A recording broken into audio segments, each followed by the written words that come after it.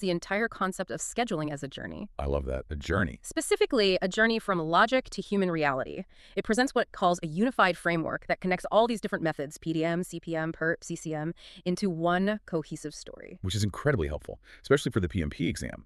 Usually these concepts are taught in silos. You'll learn the critical path method in one chapter, then PERT in another, and they feel like totally different languages. Right. But this framework argues they are actually just different stages on a single spectrum. A spectrum. I like that. So instead of memorizing random acronyms, we're following a roadmap.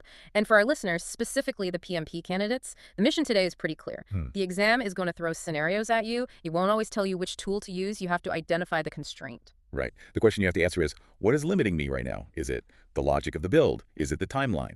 Is it the uncertainty of the work? Or is it, the people and resources? And once you identify the constraint, you know exactly where you are on the spectrum. Exactly. So let's walk through this roadmap. We have 4 stages to get through: logic, time, uncertainty, and reality. Let's start at the very beginning, the far left of the spectrum, stage 1. Okay. The source calls this the blueprint. We are talking about PDM. PDM stands for Precedence Diagramming Method. And the blueprint is really the perfect analogy here, because at this stage, you aren't looking at a calendar. You aren't looking at dates. Wait, a schedule without dates? That sounds counterintuitive. It does, but you can't build a timeline until you understand the physics of the work. PDM is purely about sequence. It's about dependencies. What must happen before what? Okay, so this is the I can't put the roof on until the walls are up stage. That's it. Exactly. That's a hard logic constraint. It doesn't matter if you have $1 million or 1,000 workers. Gravity says walls come before roofs. Right. PDM creates a network diagram, those boxes connected by arrows you see in textbooks, that maps out this flow. It provides the skeleton of the project. So if I'm looking at this visually, stage 1 is just a map of boxes and arrows. No numbers yet, just the flow. Correct. And getting this right is crucial. If your blueprint is wrong, if you think you can install software before you buy the server, it doesn't matter how good your math is later. The project is broken. So stage 1 is about establishing that foundational logic. All right, so we have our skeleton. We know the order of operations. Now I need to know when we're actually going to finish. So we move to the right on the spectrum to stage 2. Time. This is where things get famous. This is the critical path method, or CPM. The source labels this the timeline. This is the classic project management stuff, right? We're moving from simple sequence to actual duration. Right. In PDM, we knew task A came before task B. In CPM, we assign values. Task A takes 5 days. Task B takes 3 days. Now that we have numbers, we can start doing the math. And looking at the source, there is a specific CPM activity node diagram that we need to unpack. It looks like a little dashboard for every single task. We've got these 4 corners: ES, EF, LS, LF. Yeah. For someone listening who hasn't stared at these diagrams for hours, let's break down what's actually happening here. It looks like alphabet soup, but it's actually telling a story about time. To fill out that node, you have to look at your project in 2 directions. First, you do the forward pass. The forward pass, so walking from day 1 to the end. Exactly. You start at the beginning and ask, if we hurry and nothing blocks us, what is the earliest we can start and finish this task? That gives you your early start, ES, and early finish, EF. It's the optimistic green light view of the schedule. Okay, so that tells us the earliest we can be done, but then we have to turn around and come back. Right. The backward pass. You start at the project deadline, let's say Friday, and you work backward. You ask, what is the latest task I can start this task and still finish by Friday? And that gives you the late start LS and late finish LF. Yep. And this is where it gets interesting, because for some tasks, the earliest start and the latest start are the same day. Yes. If the earliest you can start is Monday, and the latest you can start is Monday, you have 0 wiggle room. But for other tasks, there's a gap. Maybe you could start Monday, but you don't have to start until Wednesday. That gap is the float, right? Slack. Exactly. Total float. The formula is right there in the source. Late finish minus early finish. Basically, the difference between when I could do it and when I must do it. So if you have 2 days of float, you can hit the snooze button for 2 days, and the project deadline is safe. It is. But you can't hit snooze on everything. And this leads to the definition of the critical path. The most important concept in stage 2. I'd say so. The critical path is the sequence of tasks where float equals 0. There is no snooze button. If a task on the critical path is delayed by 1 hour, the entire project finishes 1 hour late. So it's the longest path through the network, but the shortest time possible to complete the project. Precisely. It dictates your finish date. Now, here's a scenario the PMP exam loves. You've done the math, you found the critical path, you tell your stakeholders, we finish in 6 months, and they say, No, we need it in 4. Of course, the dreaded schedule compression. It happens in real life all the time. The framework highlights 2 specific levers you can pull here to shorten that critical path, and you have to know the cost of each. Let's start with the first one, crashing. The source has a little icon of a weight and a $ next to this. That's a hint. Crashing is brute force. You look at those critical tasks and you ask, how can we do this faster? Well, you can add more people, you can pay for overtime. So crashing essentially means trading money for time. For time, exactly. You are crashing the duration by throwing budget at it. It works, but it increases your cost. Okay, but what if I don't have extra money? What's the second lever? The second lever is fast tracking. And notice the source marks this with a warning triangle. Risk and rework. That sounds ominous. It is. Fast tracking is when you ignore the hard logic we talked about in stage 1 just a little bit. You take tasks that were supposed to be done one after another sequentially, and you try to do them in parallel. So instead of waiting for the design to be 100% finished before we start building, You start building the foundation while you're still finishing the roof design. you overlap them. Exactly. It saves time because you're doing two things at once. But the risk is huge. What if the roof design changes and the foundation you just poured is now in the wrong spot? You have to rip it out. That's the rework. Right. So fast tracking doesn't cost money up front, but it drastically increases the risk that you'll have to redo things later. So, to summarize stage 2, CPM is about calculating the precise timeline, finding the critical path, and knowing whether to crash spend money or fast track take risks if you need to hurry. You got it. But there's a flaw in stage 2. A big one. Yeah. CPM assumes that when we say task A takes 5 days, it will actually take exactly 5 days. It assumes certainty. And anyone who has ever worked on a project knows that is a fantasy. Exactly. Which brings us to stage 3 of the spectrum, uncertainty. This is where we introduce PERT, the program evaluation and review technique. The source calls this the probability. Right. We are moving from a deterministic world where numbers are facts to a probabilistic world where numbers are bets. The force shows a graph here called the beta distribution. It's a bell curve. Because in reality, if you ask a developer how long will this take, they can't truthfully give you one number. They really shouldn't. In PERT, we ask for 3 numbers. We want O, P, and M. Let's break those down. O is optimistic.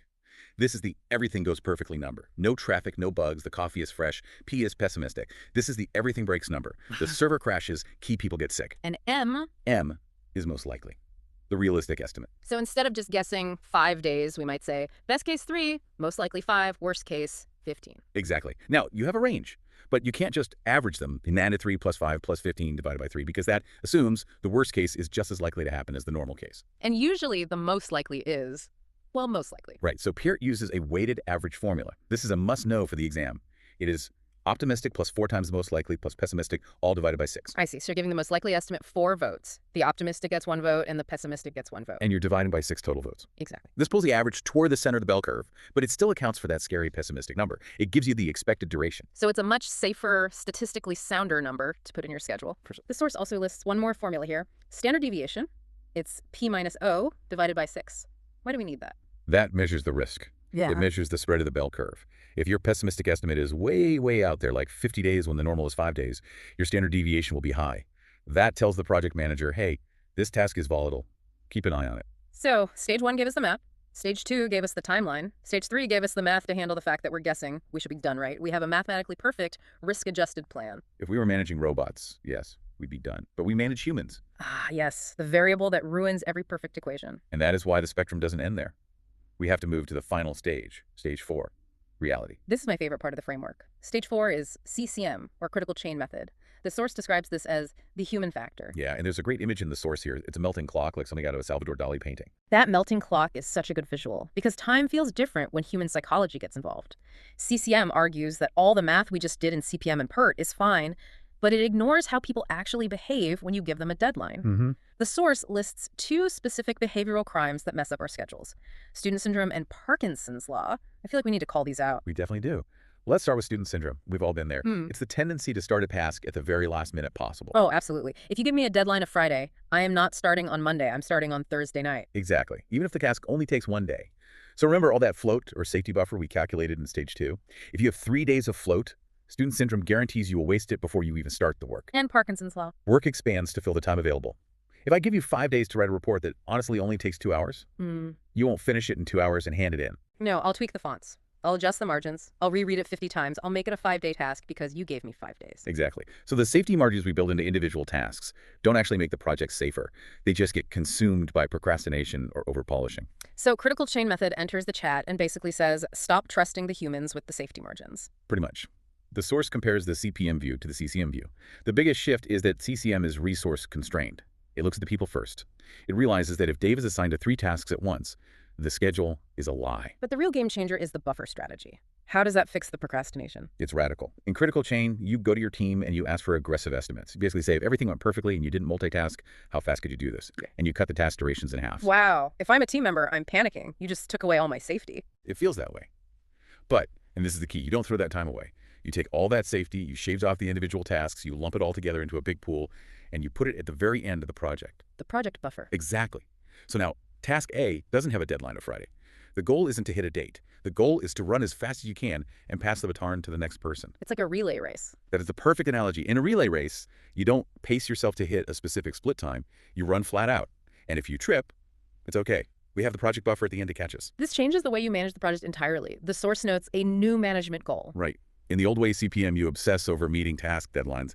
Did day finish on Tuesday? Why not? In CCM, nobody cares about Tuesday. The goal is monitoring buffer consumption. It's like a fuel gauge for the project? Ideally. If the project is 50% complete, but we've burned 90% of our buffer, we have a problem. Raise the alarm. But if we're 50% done and only burn 20% of the buffer, we are cruising. Don't bother the team. Let them run. It stops the micromanagement.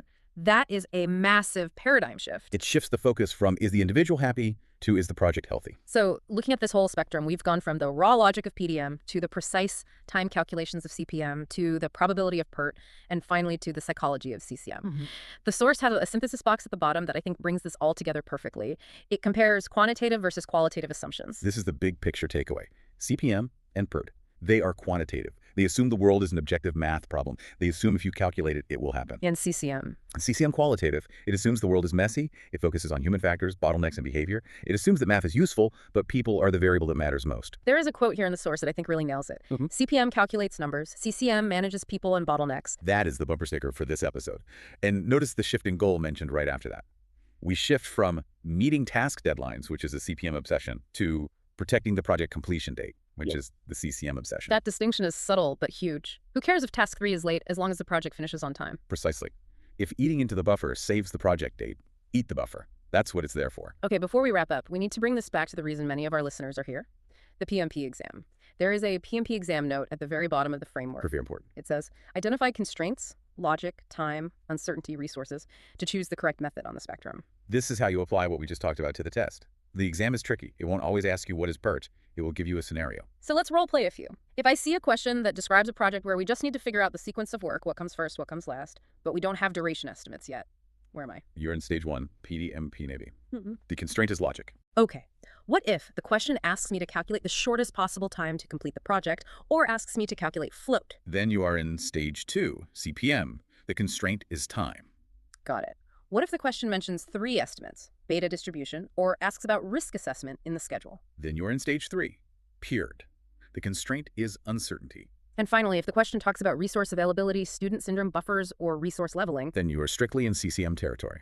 The constraint is resources and reality. It really is a unified framework. It's not just 4 random acronyms. It's a toolkit for 4 different types of problems. And for project manager, the art isn't just knowing the math. It's knowing which world you are living in at that moment. Are you building the map? Are you checking the clock? Are you rolling the dice? Or are you managing the people? That's a powerful thought to leave on.